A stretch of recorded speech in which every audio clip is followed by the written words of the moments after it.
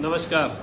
देखिए, मैं हर बार आपसे चर्चा करता हूँ योग की और स्वास्थ्य की चर्चा करता हूँ। जो मेरे साथ जो व्यक्तित्व बैठे हैं वो है देवेंद्र जी झाझड़िया, किसी परिचय के मोहताज नहीं है। इंटरनेशनल लेवल पर आपने बड़े नाम किए हैं भारत के, और आज मेरा जो विषय है वो वही स्वास्थ्य को ही लेकर है। और इनको देखकर आपको ये लगेगा कि स्वास्थ्य को जो है किस नज़रिए से जीना चाहिए, वो झाझड़िया जी ने जिया है। आज जो झाझड़िया जी आज के दिन भी मेडल लेकर आ रहे हैं, मोरक्को से आप सिल्वर मेडल लेकर आए हैं, और गोल्ड और सिल्वर जैसे इनके नाम हो जाता है, ये कारण क्या है इसके बारे में एक छोटा सा मैं आपको बात बताता हूँ।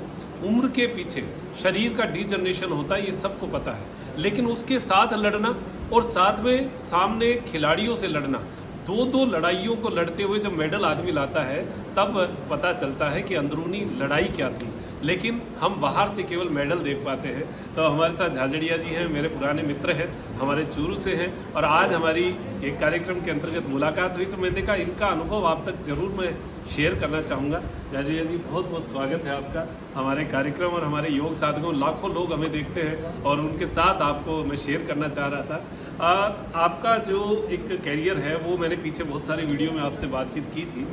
अभी मैं केवल इस बात पे बात करूंगा कि आपकी जो फिटनेस लेवल है, आप कैसे उसको मेंटेन करते हैं और क्यों करना चाहिए। आज की इस उम्र में भी आप मेडल लेके आ रहे हैं, आपका एक तरीके से ये मानिए रिकॉर्ड बन गया कि इतने लंबे समय तक 20 साल तक, अभी आप बता रहे थे 20 साल तक आप इतने लंबे एथलीट कैरियर आपने लिया है, ऐसा कोई किसी ने नहीं लिया। अब इस विषय पर आपसे ही चर्चा करना बिल्कुल 41 साल एज हो गई अब जी। और 20-22 साल के एथलीट आते हैं, उनसे फाइट भी होती है हमारी। राइट होती है। लेकिन फिटनेस का यही राज है। मैं फिटनेस की ओपनिंग में बताऊं आपको मनोज जी, टाइम पे सोना और टाइम पे खाना, क्या बात, सही बात। ओपनिंग यहाँ से होती ओपनिंग यही है। है। उसके बाद अलग अलग चीज़ें होती हैं, जैसे फिटनेस करना होता है। आज मैं कई एक्सरसाइजें नहीं करता हूँ, कई करनी पड़ती हैं, ज़्यादा भी करनी पड़ती हैं, तो उसको बैलेंस बनाना पड़ता है।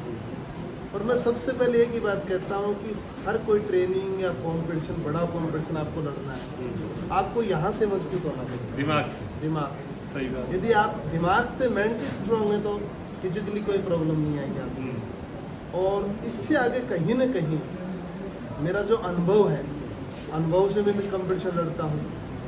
मैं ग्राउंड से हमेशा मेरा बेस्ट देता हूँ। उसकी वजह ये है कि मैं यहाँ से सॉलिड हूँ।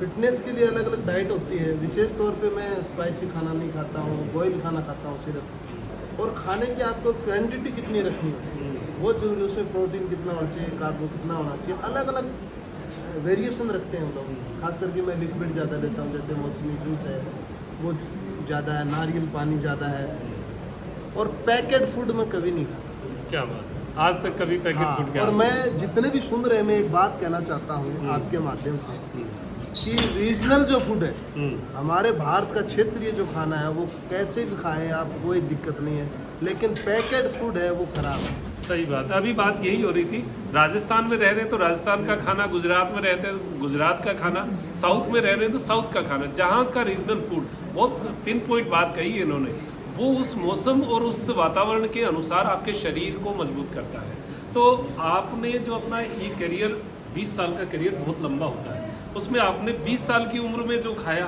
और आज जो खा रहे हैं, कितना अंतर महसूस करते हैं? पूरा ही फर्क। हाँ बिल्कुल। उस टाइम मैं दूध बहुत ज़्यादा पीता था। हाँ।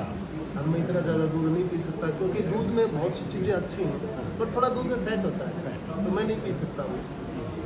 जूस ज़्यादा पीता हूँ, मैं चेंज किया काफ़ी। अब मैं घी नहीं खाता हूँ, मैं मीठा बिल्कुल भी नहीं खाता हूँ। 20 साल की उम्र में मुझे पता ही नहीं था, मैं ओलंपिक मेडल लिया लेकिन मेरे कोई दिक्कत ही नहीं थी। आज मैं मीठा नहीं खा सकता, नहीं खा सकता।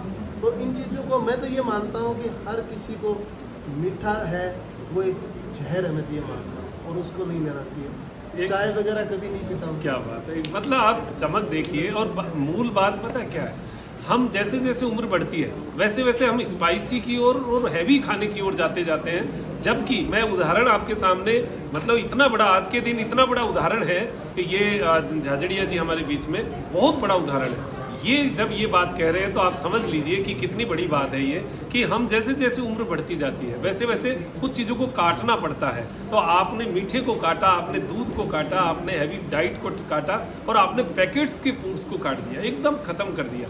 तो अब आप सोचिए, आप 40 की उम्र में तो बैठे बैठे पराठे खाते हैं, तो पराठे के बारे में आपका क्या विचार है? नहीं, मैं नहीं खाता हूँ कभी भी, और खाना भी नहीं चाहिए, मैं तो ये कहता हूँ। यही मैं कहता हूँ और आपको। एक एज फैक्टर बताते हैं आप, लेकिन मैं आपको बताना चाहता हूँ, अब की बार जो मैंने यूरोप में ट्रेनिंग है, फिनलैंड में, हाँ तो जो स्ट्रेंथ वर्क था मेरा, हाँ, वो मैंने मेरी लाइफ का बेस्ट किया। क्या बात है, बोलिए।